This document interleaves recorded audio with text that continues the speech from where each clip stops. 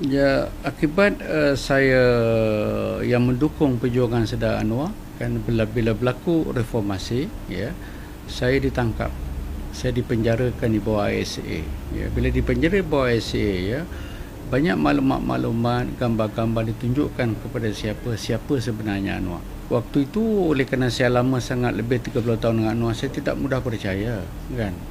Saya dibina atas asas yang kukuh dari sudut memahami sesuatu, ya, percaya dan tidak percaya. Sehingga saya keluar penjara, ya, walaupun ada semacam deterrent sedikit, ya, makna ada rasa terusik sedikit, kan, tapi saya terus bertahan bahawa Anwar lah pemimpin saya dan he's my leader, begitu. I hope dia akan jadi somebody di Malaysia, begitu.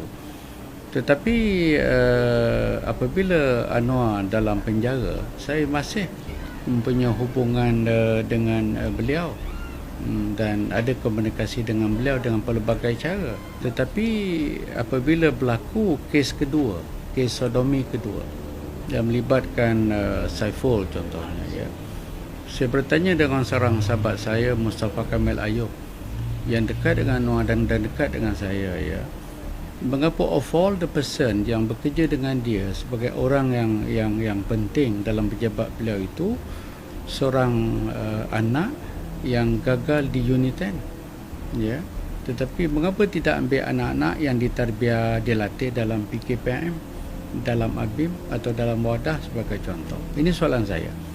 Jadi Mustafa Kamil Ayub amat simpatik dengan soalan saya ini, dan dia menyebutkan juga bahawa saya juga mempunyai pertanyaan yang sama, begitu. Itu permulaan saya mula ingin bertanya dan bertanya seterusnya. Selepas itu, ya, saya mula mengambil langkah mendekati tokoh-tokoh yang pernah bersama dengan Anwar selama seramai 28 orang.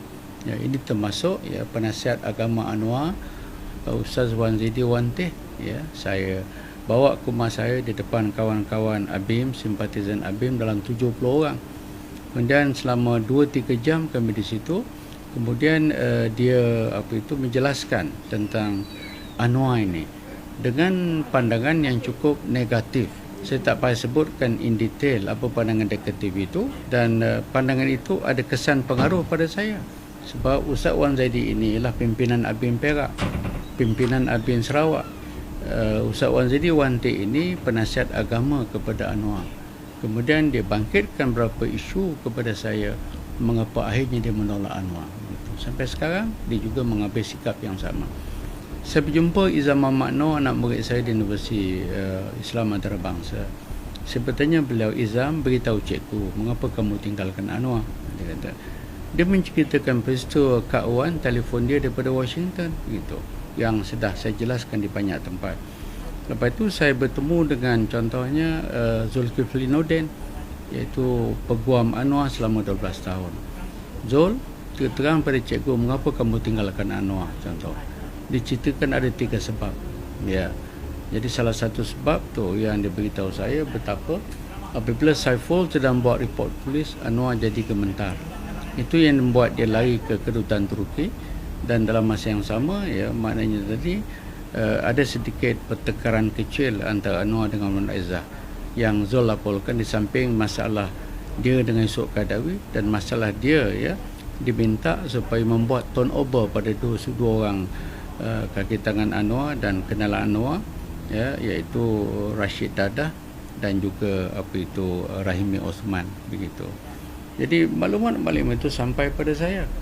Kemudian Dr. Yusri Muhammad jumpa saya, salah seorang informan itu.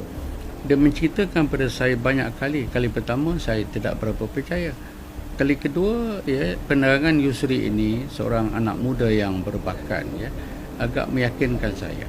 Tak cukup dengan itu, saya pergi jumpa seorang sahabat saya, sahabat baik saya Anwar sejak di Universiti Melayu, Yayasan Anda dan ABIM, kemudian ABIM, itu Tuan Haji Ismail Mina. Dia menceritakan saya, dia menolak Anwar dengan asas-asas yang tertentu. Kemudian saya jumpa dengan Datuk Ramli Musa, kawan baik Anwar, ya, begitu, ya, rakan seperjuangan dia. Dia banyak membantu Anwar dalam banyak perkara, begitu. Dia pun juga mempunyai sikap yang sama, ya. Kemudian saya jumpa dengan tokoh-tokoh yang lain banyak, ya. Akhirnya, ya, saya berjumpa dengan Datuk Hamzah Zainuddin. Dato' Hamzah ni menyimpan satu rakaman ya tentang Anwar ya, dan ini menjadi kes mahkamah ya dengan isteri beliau begitu ya. Jadi ini yang juga ya meyakinkan Mahathir tentang masalah Anwar ini begitu. Jadi apabila saya mengkaji, meneliti semua ini kan, maka saya rasa agak cukup kecewa kan begitu. Dan saya katakan tadi, saya tidak menuduh Anwar liwat ataupun zina. Ya, saya tahu implikasi kazab. Tetapi Anwar sebagai pemimpin ya, pemimpin masa depan, dia mesti ada credibility, kewibawaan ya. Kalau dia bersetuju dengan pluralism, dia mengaku dia silap tapi dia tidak pindah. Dan kalau dia setuju dengan kalimah Allah digunakan ya dalam Bible versi bahasa Melayu kan, ini menimbulkan persoalan bagi kita. Salahkan saya sebagai seorang pengikutnya dulu yang amat mengkaguminya bila mendapati Anwar telah menyimpang kan begitu. Apakah saya harus berdiam diri? Inilah yang sedikit sumbangan saya untuk masyarakat, menyatakan apa saya dapat ya, supaya Anwar bagi saya ya tidak patut menjadi Perdana Menteri Malaysia ya, insya-Allah dengan izin Allah begitu.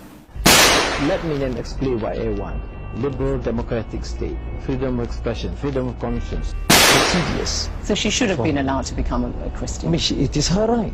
So Sharia law is only insofar as Muslim family law.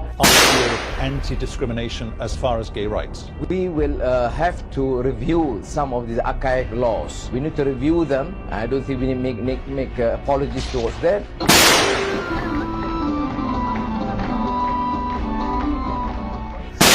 Freedom of religion. Yes, freedom of conscience. That's the Allah issue.